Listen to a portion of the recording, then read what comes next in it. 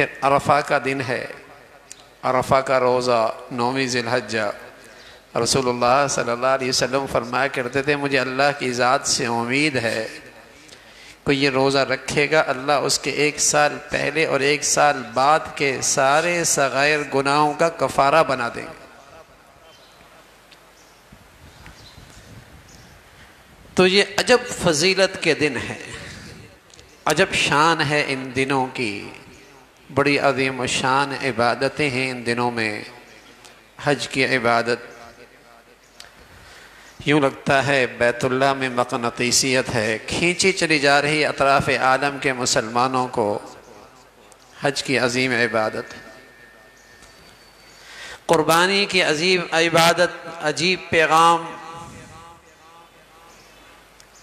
بلکہ یہ مبارک سلسلہ رمضان سے شروع ہوتا ہے۔ رمضان کے اللہ کے خاطر مسلمان کھانا پینا چھوڑ دیتے ہیں، پھر رمضان ختم ہوتی ہی حج کے مہینے شروع ہوتے ہیں۔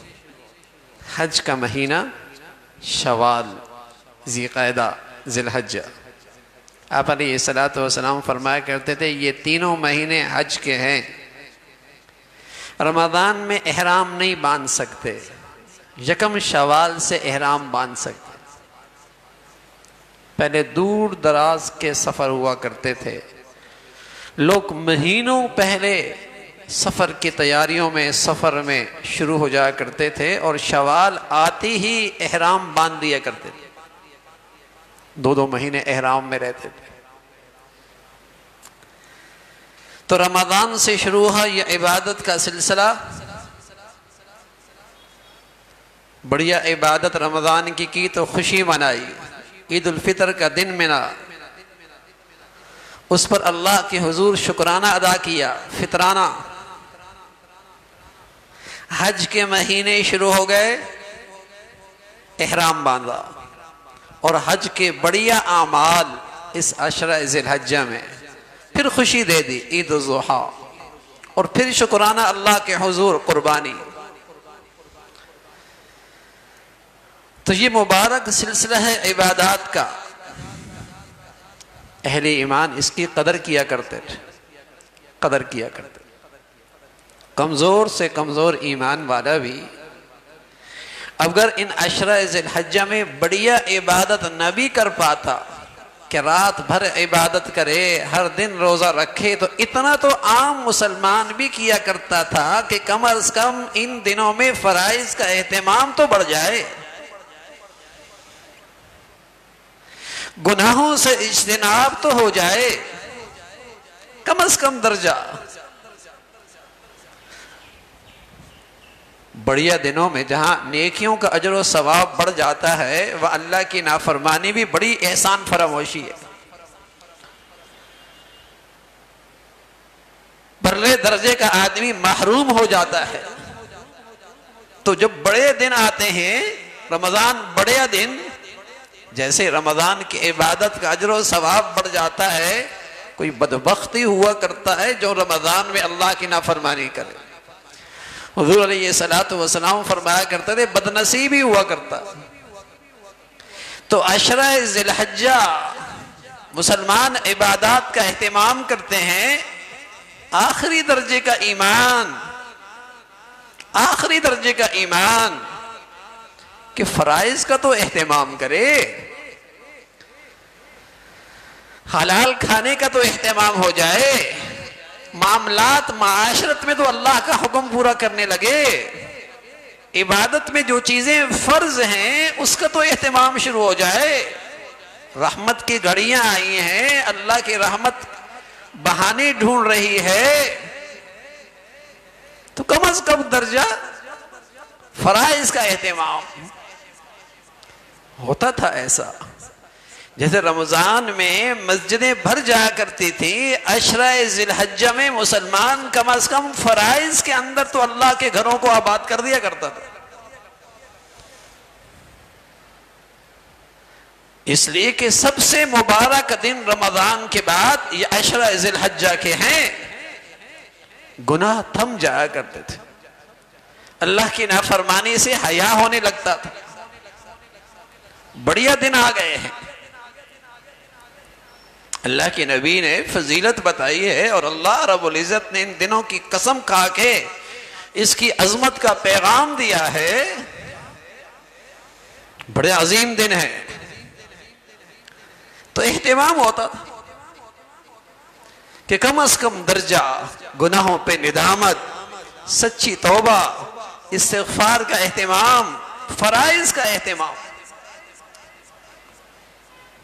فرائض کا اہتمام اور بڑھ جایا کرتے. اور سچ یہ ہے کوئی خوش نصیب مسلمان اس درجے میں بھی آ جائے نا کہ عشاء کی نماز جماعت سے پڑھ لے اور فجر کی نماز جماعت سے پڑھ لے تو انشاءاللہ ان راتوں کی برکات سے محروم نہیں ہوگا. اتنا تو کر لے. اور اگر اس کی فضیلت اور پا لینی ہے تو عشاء کی نماز کی آخر میں وتر سے پہلے 4 رکعت پڑھ لے قیام اللیل کی نیت سے، تہجد کی نیت سے. رات کے آخری حصے میں نہ بھی اٹھ پایا تو اللہ رب العزت اسے انہی لوگوں میں شامل کریں گے جنہوں نے رات میں عبادت میں تہجد کا اہتمام کیا. کون سا مشکل ہے؟ کتنی دیر لگتی ہے؟ تو کچھ وہ ان لوگوں میں مسلمان نظر تو آئے کہ ہاں ان کے ہاں اللہ کی اس رحمت کی قدر بہت ہے، یہ اللہ کی رحمت کے محتاج بہت ہیں، یہ اللہ کے نوازنے کے لیے جھولیاں پھیلانے والے ہیں. فرائض کا اہتمام.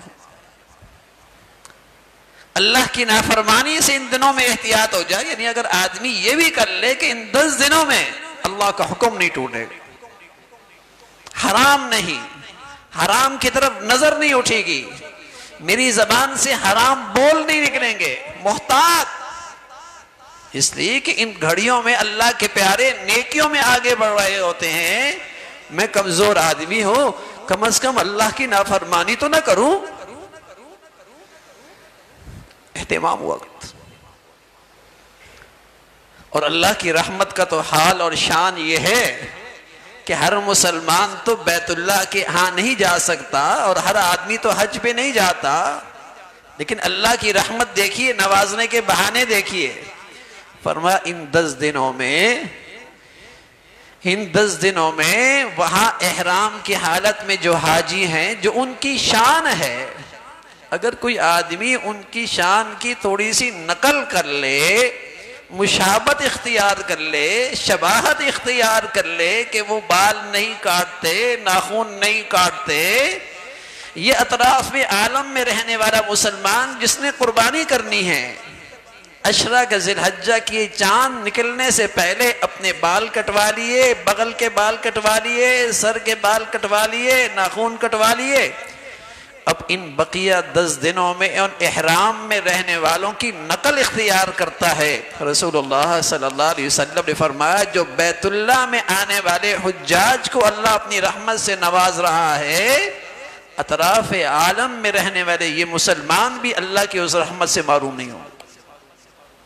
بہانے ہیں نوازنے کے، حکم دے دیا، شباہت اختیار کر لو، نقل بنا لو اللہ کے ان پیاروں کی، اللہ کے ان عشاق کی جو اس شان کے ساتھ وہاں گئے ہوئی ہیں. تم بھی نوازے جاؤ. نوازنے کے انداز ہیں، عطا کرنے کے بہانے ہیں. کون قدردان ہے جو اس عشرہ ذی الحجہ میں عبادات میں اضافہ کر لیتا ہے، اہتمام کر لیتا ہے. قربانی کی عبادت سبحان اللہ ایک اندر پیغام رکھتی ہے قربانی. فلما اسلم وتلہ للجبین، فلما اسلم وتلہ للجبین، اللہ کے یہ پیارے جنہیں اللہ نے حکم دیا کہ بیٹا ذبح کرنا ہے، سبحان اللہ، بیٹا ذبح کرنا ہے، اور وہ بھی سال کے بعد ہاتھ پھیلانے سے اللہ نے دیا تھا. جب انگلی پکڑ کے ساتھ چلنے کے قابل ہوا، باپ اور بیٹے میں آپس میں انس بڑھ گیا، محبت بڑھ گئی، تو حکم آ گیا اس کو میری خاطر قربان کر دو. قربانی اسی کا نام ہے. اللہ کے لیے اللہ کا قرب پانے کی چیز، اللہ تعالیٰ کا قرب پانے کی چیز قربانی کیجئے۔ بیٹے کا ذبح کرنا یہ قربانی کی عمل کی بنیاد ہے، قربانی کی عمل کی بنیاد ہے۔ ہم دمبا ذبح کر رہے، گائیں ذبح کر رہے، بچھڑا ذبح کر رہے، اونٹ ذبح کر رہے، لیکن اس کی بنیاد یہ عمل ہے جو ابراہیم علیہ السلام کرنے کے لیے نکل کھڑے ہوئے۔ تو پیغام مل رہا ہے اس عظیم عمل سے، عظیم عمل سے ایک پیغام مل رہا ہے کہ مسلمان وہ ہوتا ہے جو حکم کا بندہ ہوتا ہے، حکم کا بندہ، مفادات کا بندہ نہیں، اغراض کا بندہ نہیں، عقل کا بندہ نہیں، حکم کا بندہ۔ اللہ نے کہہ دیا، کیا حکمت ہے اس میں، کیا مصلحت ہے، عقلی لحاظ سے اس میں کیا غذا ہے، معاشی لحاظ سے اس میں کیا فائدہ ہے۔ مسلمان یہ سب چیزوں کے لیے اس کے پاس وقت نہیں، وہ تو کہتا ہے مولا کا حکم ہے، سر جھکاتا ہوں۔ پلٹ کے ابراہیم علیہ السلام نے نہیں پوچھا اللہ بیٹے کو ذبح کر رہا، بیٹے کو ذبح کرنا اس میں کیا حکمت، کیا مصلحت، کیا لوجک۔ اور سبحان اللہ، اسماعیل علیہ السلام بھی بیٹا بھی ایسا ہے، جب ابا نے بیٹا اللہ کا حکم یہ ذکر کیا، اور اس لیے ذکر نہیں کیا کہ اگر رک گیا، انکار کر دیا تو اللہ کا حکم موقوف ہو جائے گا، وہ تو اس لیے پیش کیا کہ دیکھنا چاہتے تھے کہ میرے بیٹے کے دل میں اللہ کے حکم کی کیا عظمت ہے، میرے بیٹے کے دل میں اللہ کی کیا حکم، کیا عظمت ہے، وہ کیا کہتا ہے۔ تو قرآن کہتا ہے فَلَمَّا أَسْلَمَا، باپ بیٹے دونوں اللہ کے حکم کے سامنے جھک گئے۔ نہ بیٹے نے پلٹ کے پوچھا، نہ ابا نے یہ کہا کہ اللہ اس میں کیا حکمت ہے۔ اب تو مسلمان اس نے گئے گزرے ہیں، انہیں دمبا کرنا بھی سمجھ میں نہیں آتا، کہتے ہیں معاشی نقصان ہو جائے گا، انہیں بچڑا کا ذبح کرنے بھی سمجھ میں نہیں آتا، کہتے ہیں اس کا نقصان بہت ہو رہا ہے، انہیں تو بکرا ذبح کرتے ہوئے بات سمجھ میں نہیں آتی، اتنے گئے گزرے ہیں، یہ سوچتی نہیں قربانی کا فلسفہ کیا ہے، پیغام کیا ہے۔ پیغام ہی یہی ہے، اللہ کا حکم ہر چیز سے بالا تر، اللہ کا حکم ہر چیز سے فوقیت رکھتا ہے، مسلمانی یہی ہے۔ غرض کیا ہے، مفاد کیا ہے، فوائد کیا ہے، نا اللہ کا حکم پورا کرنا، یہی سب سے بڑی مسلمانی کی کامیابی ہے۔ اللہ کے حکم کی اتباع، یہی فرما برداری، یہ مسلمانی ہے۔ تو بڑے عظیم اعمال ہیں ان دنوں کے اندر، اور ساری اسی شان کے ہیں۔ مینا میں ایک پتھر لگایا ہوا ہے، اور اس پتھر پہ لاکھوں لوگ کنکریاں مار رہے ہوتے ہیں، اس پتھر کا کیا قصور ہے؟ ایک پتھر پہ لاکھوں لوگ کنکریاں مار رہے ہوتے ہیں۔ اگر کوئی آدمی کہے کہ میاں کیا حکمت، کیا مصلحت، کروڑ روپے اس پتھر پہ مارے جا رہے ہیں، کنکریوں پہ خرچ ہو رہے ہیں، ارے میاں اللہ کا حکم ہے، اور مسلمان کی سب سے بڑی کامیابی اور سعادت اللہ کا حکم پورا کر رہا۔ اللہ کی شان ہے، مکہ میں ایک نماز پہ 1,00,000 کا ثواب ہے۔ 8ویں ذی الحجہ کو حاجیوں سے کہا جاتا ہے اب مسجد حرام میں نماز نہیں پڑھنی، جنگل میں جا کے نماز پڑھنی ہے، مینا میں، اور وہاں کوئی عمل نہیں ہے سوائے 5 نمازیں پڑھنے کے، ظہر، عصر، مغرب، عشاء، فجر، اور کچھ کام نہیں ہے وہاں، نہ کنکریاں مارنی ہے، نہ قربانی کرنی ہے، نہ وقوف عرفہ ہے، صرف 5 نمازیں پڑھنی ہیں، اور ایک نماز کا ثواب حرم میں 1,00,000۔ فرمایا اب جنگل میں جانا ہے، اب تمہیں حرم کا ثواب نہیں ملے گا، اب تمہیں نمازوں کا ثواب اسی جنگل میں ملے گا۔ پیغام دیا، دین سمجھایا، اسلام سمجھایا۔ اسلام اللہ کے حکم پورا کرنے کا نام ہے۔ اسلام اللہ کی فرما برداری کا نام ہے. وہی عرفات کا میدان، سارا سال 359 دن وہاں جائیں تفریح کرتے رہیں، کوئی ثواب نہیں ملتا. لیکن سال میں ایک دن ایسا آتا ہے، سبحان اللہ، رسول اللہ صلی اللہ علیہ وسلم فرمایا کرتے تھے یہ دن ایسا ہے، اس دن میں جو بھی آیا سوائے اس شخص کی بخشش نہیں ہوئی جو یہ کہتا ہے کہ پتہ نہیں میری بخشش ہوئی یا نہیں، باقی سب کی بخشش ہو گئی. اب اس میدان میں کیا رکھا ہے آج کے دن؟ 359 دنوں میں کچھ نہیں، آج اللہ کا حکم ہے. آج اس میدان میں آنے میں اللہ کا حکم ہے. ناخن نہیں کاٹ رہا، بال نہیں کاٹ رہا. جس دین کی خوبصورتی ہی نظافت میں ہے، طہارت میں ہے، جس دین کی خوبصورتی طہارت اور نظافت میں ہے، جہاں ہر عمل اس کا آغاز ہی طہارت اور نظافت سے ہوتا ہے، وہاں کہہ دیا ناخن نہیں کاٹنے، بال نہیں کاٹنے. اللہ کا حکم سمجھایا جا رہا ہے، اسلام سمجھایا جا رہا ہے. تو میرے عزیزو، بڑھیا عبادت اور فضیلت اور شان کے دن ہیں.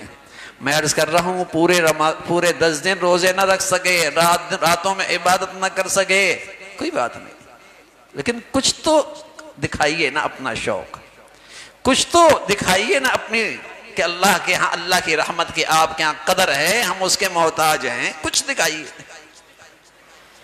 کہ کم از کم درجہ یہ کہ ان دنوں میں اللہ کی نافرمانی سے احتیاط ہو، غلطی ہو جائے فوراً توبہ کا اہتمام ہو، فجر اہتمام سے ہو، عشاء جماعت سے ہو، اور چند نوافل رات کو سونے سے پہلے پڑھ لی جائے، انشاءاللہ رات کی برکتیں ملیں گی.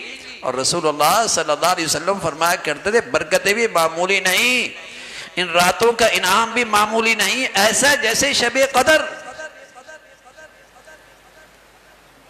اگر سارے دنوں میں روزے نہ رکھ سکے، عرفہ کا ایک دن کا رکھ لے. کچھ قدردانوں میں شامل ہوتے نظر آئے تو یہ دن برکت کے ہیں، اور اس میں خاص عبادت ہے، سبحان اللہ، جس میں اسلام کی شوکت ہے، شوکت.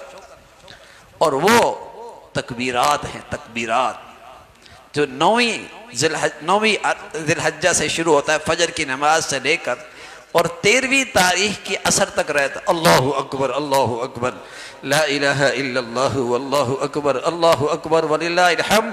کہ مسلمان مسجد میں آئیں، نماز کے بعد اتنے زور سے پڑھیں کہ اسلام کی شوکت کا اظہار ہو، مسجد گونج جائے.